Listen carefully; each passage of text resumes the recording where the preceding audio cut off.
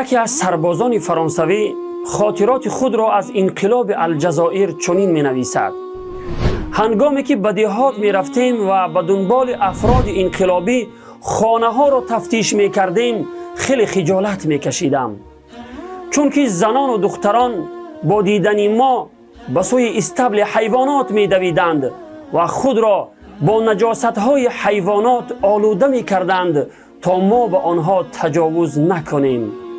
پناه به خداوند، این بود حال مسلمانان آن روز.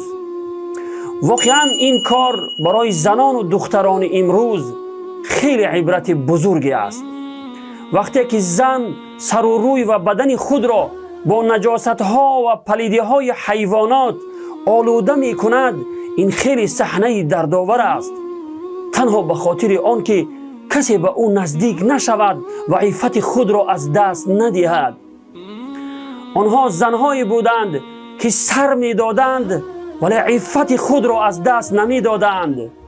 اما افسوس برای دخترانی که خودشان بدن خود را که زیباییشان هست در خیابانهای کثیف جامعه امروزی به نمایش می گذارند.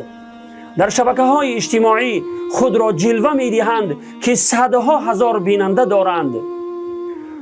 خواهرم، بدنت شریف است، آن را در معرض تماشای مردان بلهوس چشمچران قرار نده.